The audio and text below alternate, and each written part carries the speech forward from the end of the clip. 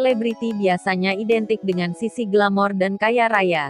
Tetapi karena beberapa hal, banyak di antara mereka akhirnya jatuh miskin serta hidup terlunta-lunta. Kehidupan sebagai artis memang sulit ditebak, pendapatan akan selalu berbanding lurus dengan popularitas serta gaya hidup yang dianut, rumah, gedung, dan mobil mewah, perhiasan, hingga baju dan tas branded, seolah menjadi bagian dari kehidupan yang tak terpisahkan dari seorang artis. Kehidupan sebagai artis memang sulit ditebak, pendapatan akan selalu berbanding lurus dengan popularitas serta gaya hidup yang dianut, rumah, gedung, mobil mewah, perhiasan, hingga baju dan tas branded seolah menjadi bagian dari kehidupan yang tak terpisahkan dari seorang artis. Yati Surahman. Di usia yang ke-60 tahun, selebriti papan atas di era 90-an ini harus merasakan bagaimana hidup miskin dan memprihatinkan. Wanita tua dari Jakarta kagum dengan cara mengobati hipertensi. Karir Yati Surahman di industri hiburan tanah air kurang lebih 30 film, melibatkan Yati sukses ketika ditayangkan di layar lebar. Jejak karir Yati Surahman tergolong penuh dengan liku-liku. Sebelum terjun di dunia hiburan, Yati ternyata pernah menjadi seorang karyawan di badan usaha milik negara, BUMN, Pertamina. Prestasi Yati cukup mencengangkan. Kemampuan akting Yati Surahman pada film Perawan Desa sukses membawa namanya melaju dan menang pada penghargaan industri film tingkat Asia. Patile. Pria yang akrab disapa Patile ini banyak dikenal publik saat membintangi serial Sidul Anak Sekolahan. Patile juga dikenal sebagai seniman yang selalu berjuang memperkenalkan budaya Betawi melalui layar televisi. Namun sayangnya, di masa tua ia jatuh miskin dan harus rela hidup di gubuk kayu yang berada di pinggir sungai. Rumah sederhana yang ia tinggali itu pun harus ia sewa sebesar 50.000 per bulan.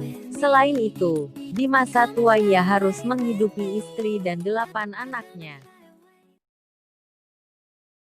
Pria kelahiran Yogyakarta di tahun 1941 silam, Edi Gombloh, memiliki nama asli Supardi. Edi Gombloh kerap menjadi lawan main Benyamin di berbagai film layar lebar zaman dahulu. Karir yang meredup membuat Edi Gombloh harus kembali pulang kampung ke kota kelahiran Sleman. Di sana, pria yang telah berperan di 40 film ini banting setir menjadi seorang petani. Edi Gombloh kepada awak media mengaku, ia pernah terlibat dalam produksi film bersama dengan Mandra, namun malang. Entah karena alasan apa, produksi tersebut berhenti dan diduga membuat kerugian besar bagi Edi. Kehidupan manusia memang sangat sulit ditebak, ibarat roda berputar. Tak seorang pun selamanya akan berada di atas, terutama ketika telah menginjak usia yang sudah tidak muda lagi. Siapa yang tak kenal dengan pria yang jago ngocol dan sering berperan seperti Banci ini? Tentunya masih banyak dong yang mengenalnya hingga sekarang.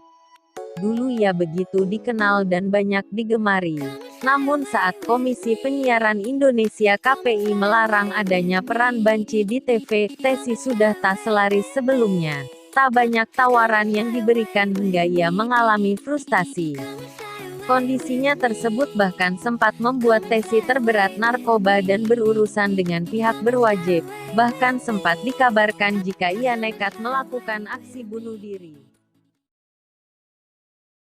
Bagi anak era 90-an tentu kenal dengan sosok yang satu ini, karena dia adalah pemeran Kentung, teman si Ucil, dalam sinetron Tuyul dan Mbah Yul yang sangat hits di tahun 90-an. Pria bertubuh tambun itu dapat dikatakan memiliki kesuksesan yang luar biasa. Namun kesuksesannya tak bertahan lama.